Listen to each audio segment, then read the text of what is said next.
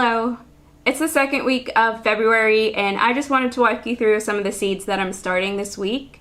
It's a lot of brassicas, a lot of cold hardy vegetables, which are going to be the first to move into the high tunnel. Also perhaps to the low tunnel, the covered patio planter that I have that Brendan built for me. I have one of my first videos was on him getting that built for me and us setting it up. So that's under greenhouse plastic and that soil gets the warmest first. It's the first thing that I can actually plant in and work the soil in. So what I definitely wanted to get started this week was the brassicas, so broccoli and kale mainly. Those are the things that I'd probably eat the most, that are most important for me to have.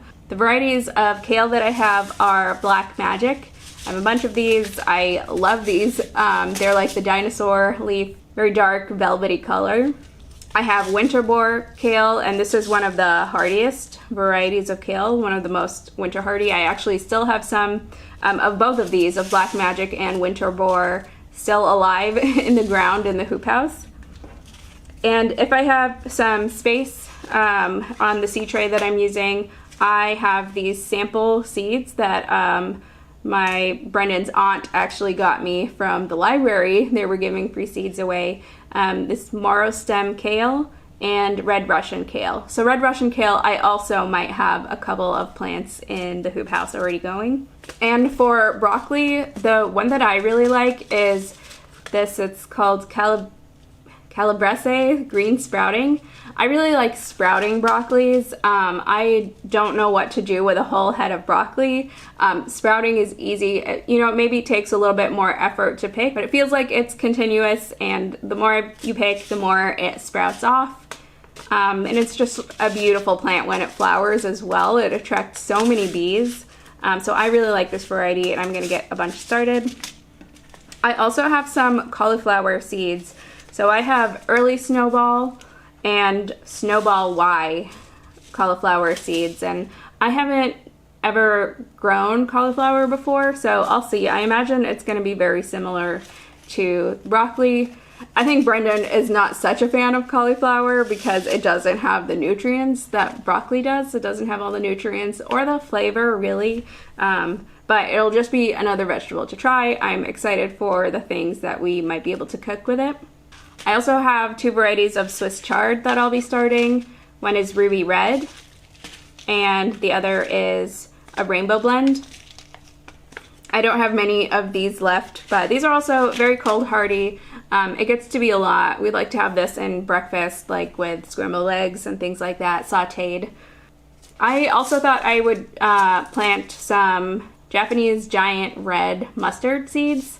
These are frost hardy as well, so I'm hoping that it's a good time to start it. I'll be moving these out anyways. Even if I don't plant them in the ground in the hoop house, I will at least have them in bigger containers to grow out in the hoop house. I'm hoping that I can get them in the hoop house early enough so that they'll all grow and that I'll have a decent harvest from them and can remove them before I put in my tomatoes and peppers. These I like to eat, the mustard leaves, I like to put in ramen or soups. I eat ramen a lot, and it's amazing when I have just like a continuous supply of fresh greens to be able to put in it. I love bok choy in my ramen, I like kale, I like spinach, and I like mustard. Something I'm also gonna start now, I'm not gonna do it in soil. I'll show you how I germinate these. It's quite a different process from any other seeds that I've grown. Is Munstead Lavender. It's probably one of the more hardy varieties of lavender. It is supposed to be hardy to zone 5. We're zone 4B here. I have heard, I've read that, you know, if it's in a sunny spot, if it's mulched a lot, we get a lot of snowfall, which hopefully protects the ground a little bit, or insulates the ground a little bit, that it can do well. Hopefully it can survive a zone 4B winter. Yeah, I have some in the ground right now. They were very small seedlings. I really just didn't pay attention to them. I wasn't sure about where to put them, so they just stayed in their containers for a long time. A lot of them dried out during the summer or just got too hot and didn't do so well.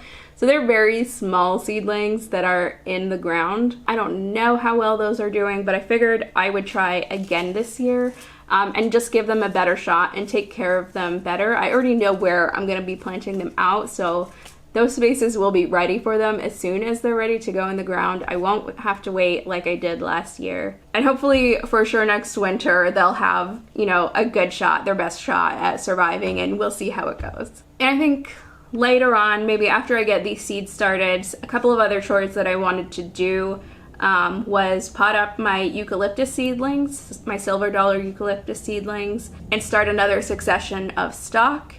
And then I can go through everything that I have, give you a little tour of all the seedlings that I have and my setup. I think I might also try and set up the shelf in the garage closet right now. The lights are all there, everything's there. I just need to clean it out and get it plugged in and set the timer. For now, I have my 1020 tray with these 6 packs of cells. So there's 72 cells altogether in this. I'm gonna fill it up with soil and start to get these seeds planted.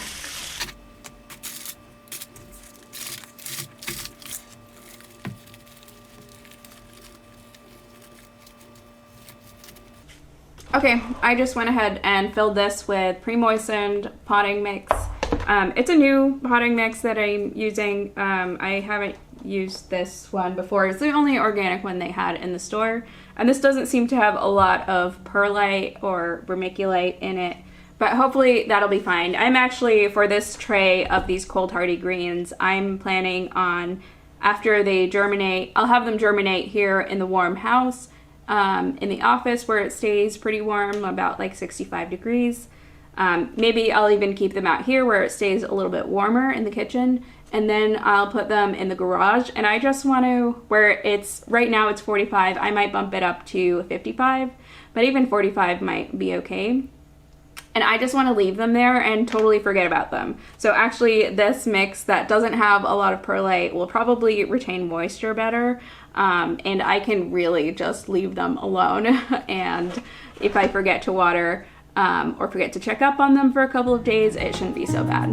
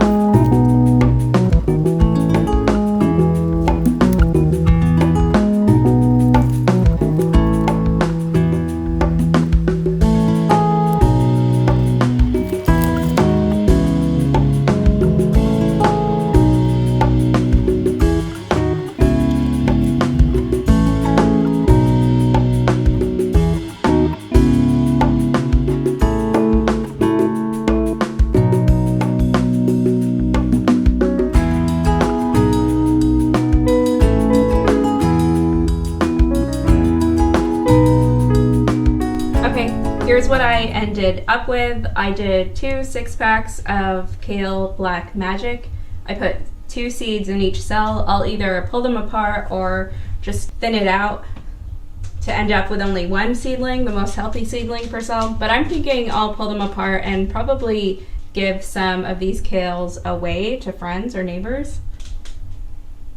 I have another 2 6-packs of Kale Winterbor. Again, I did 2 seeds per cell, and I'll do the same, split them apart as they come up, if they both come up. I have 1 6-pack of Kale Red Russian, 3 cells of Cauliflower Early Snowball, 3 cells of Kale Marrowstem, and these kales I was reading on the packets, these are very large plants, so I figured 3 would be fine. I don't have so much space in my garden, and I already know that I really love Black Magic Kale, so I'll definitely have enough kale going on. I have 2 6-packs of broccoli, Calabrese sprouting broccoli. I think I did 2 seeds per cell in this. I have 6 cells of Swiss Chard, the Rainbow Blend, and 6 of the Ruby Red. And I just put 1 seed per cell for these Swiss Chard because those seeds are more like clusters of seeds, and they'll probably, if they all germinate, they'll germinate into multiple seedlings. So I'll have to split these apart as well. I have a 6-pack of mustard, the red mustard. I put 2 seeds per cell in there. These are plants that I pack together pretty tightly when I plant them out anyways. And then I decided against doing another 6-pack. I had the cauliflower Snowball Y variety that I was going to try, but then I thought we don't eat that much cauliflower. I have the early Snowball variety to try, and I figured I'd do more Kale Black Magic. Again, I'll probably give a bunch of these away, but I just wanted to start enough.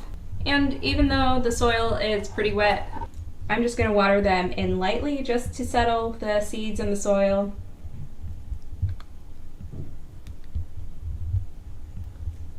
Okay, now I'm going to show you how I germinate the Munstead Lavender seeds. Again, I did this last year with good success. Now is a good time to be starting it in the late winter. These take a long time to grow and establish. Again, they're perennial in zone 5, so you won't have to do this every year. So I took a paper towel. These are just 2 sheets, paper towel, folded. And I wet it with water from the tap. And I am gonna sprinkle the seeds onto this paper towel. And I'm gonna sprinkle more seeds than I need. I'm just gonna do it on 1/2 of this folded paper towel. These are definitely more seeds than I need. I remember the germination being quite good. Here they are, and I am just gonna fold over this paper towel.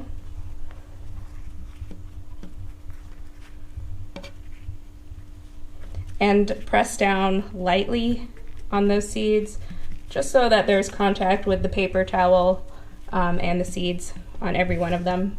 And then I am gonna put that in this Ziploc bag and then put it in the fridge. Label it so Brendan doesn't see it in the fridge and throw it away.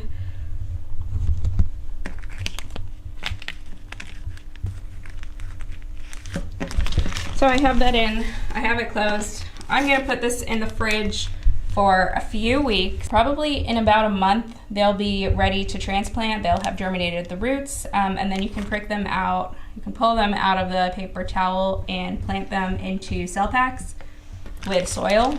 Every now and then, I'll probably come and open this bag, check up on it, see if it's still moist, maybe let some more air in. And if it's getting too dry, I'll just come in with the spray bottle and give it a good spritz. You really just don't want it to dry out, but it takes a long time for it to dry out while it's in the fridge. And one of the last things I'll do today for the garden is start another succession of stock seeds. A couple of weeks ago, I started the Cat's Formula mix from Johnny Seeds and the Anytime mix from Baker Creek. I started those in some soil blocks, but this time for the potting soil that I have now, again, the only one that was available at the store at the time, it's very chunky and I don't think it will soil block well. So I am just gonna do it in this container. I previously had a bunch of viola seedlings in here. I just potted them up. I just lightly pressed the soil down and then I'll scatter some seeds in here. And then when they get big enough, I'll hopefully scatter them far enough apart. I don't think I need too many of these seedlings.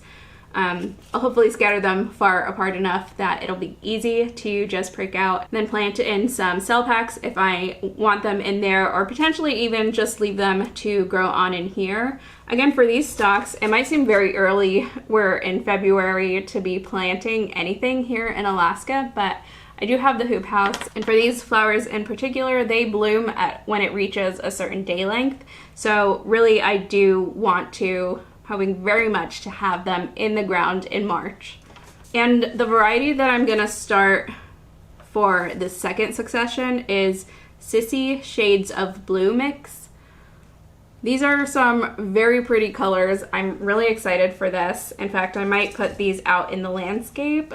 Maybe I will start another succession in a couple of weeks, maybe in a few weeks, to get them out in the landscape. On the back of these packets, the ones from Baker Creek, they say perennial or annual. So I'm really not sure what conditions they would be perennial in. I've tried to Google it online and I've only seen stock be considered an annual. Maybe I'll dig some more and see what I can find, but if any of you all know under what conditions stock are perennial, that would be just great to know.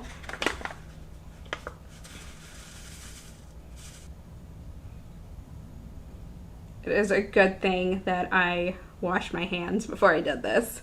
So nothing's sticking. I can kind of spread them how I want it to. Hopefully they're far enough apart.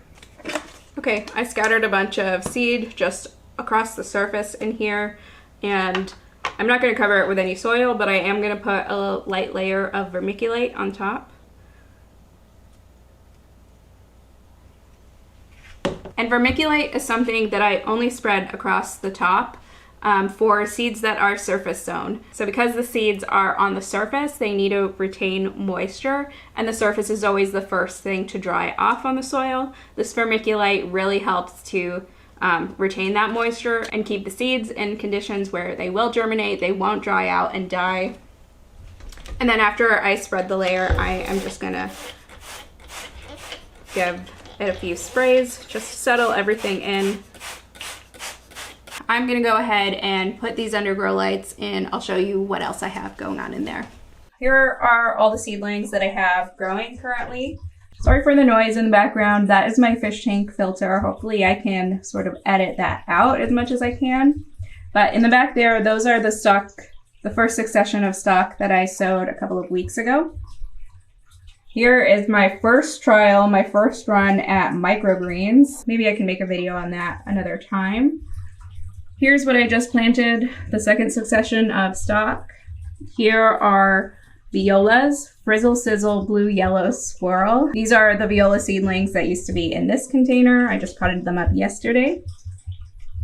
This is my tray of ranunculus and anemone. So not everything, I think not everything has roots just yet. I did a check a couple of days ago. They all seem healthy, nothing seems rotted out, but some of them are growing roots. You can see a couple there. This is an anemone corn. See at the bottom. Ooh, that's quite a bit. Oh, that makes me very happy. Here are the brushstroke viola seedlings that I potted up in a previous video, maybe a couple of weeks ago. Here are the snapdragon seeds that I sowed a couple of weeks ago. I do need to go in and thin them. Some of the cells actually don't have anything in them. Everything germinated, but I let this dry out once and a few seedlings were lost, so I'll probably just pick some out from one of the cells that has multiple and put it in any of the empty ones and then thin them out. I think I'll wait for them to get a little bit bigger and healthier before I do that. Here are my Lisianthus seedlings. It's maybe difficult to see. You can definitely see those first true leaves coming out. They're there for most of the soil blocks on this tray. It's difficult to see all of them. I have a few eucalyptus, silver dollar seedlings coming out there. Actually, that reminds me, I do want to pot those up today into some cell packs. Those are the earliest ones that I started when I started all the Lisianthus seedlings. And then down here I have delphinium.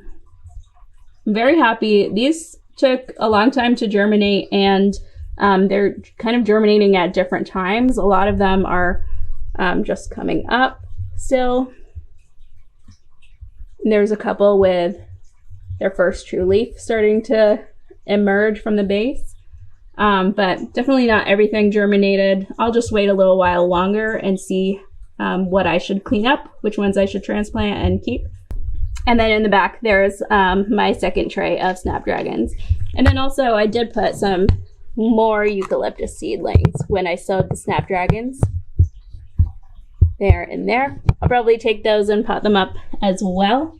And then here, I'll talk about this in another video, are my pepper plants that I overwintered. sort of a change of situation over wintering for my peppers. Things definitely didn't go as planned, but I have at least one very healthy pepper plant. And again, I'll talk about that in an upcoming video. And just on the top of this rack is my storage. I have this big bucket of some gardening supplies that I keep inside, my little container of vermiculite, my spray bottle. I usually have my little copper watering can in here as well, just for whenever I come in here and check on them. I always have the water on hand if they're too dry. In fact, I might need to water them here in a little bit. And an extra grow light up there. I'm gonna take that and put a third one. These are shorter, so I'll put a third one just in the middle here. Once these really start to sprout and need it. And I just have these brassicas that I sowed on a little table here. My office is quite a mess, so I don't really want to pan around so much. Anyways, I just wanted to give you a quick tour of all the seedlings that are growing in my office indoors. Everything that I have started so far. I'll be starting more in the upcoming weeks. I'm very excited for it to get warmer. Actually, in the next week, it might go down to sub-zero temperatures here, and hopefully, you know, that's the last of the really cold temperatures and it'll start to warm up, and I'll start to be able to work on insulating the hoop house better. Another month has passed. I'm another month into it being closer to spring, and that's very exciting.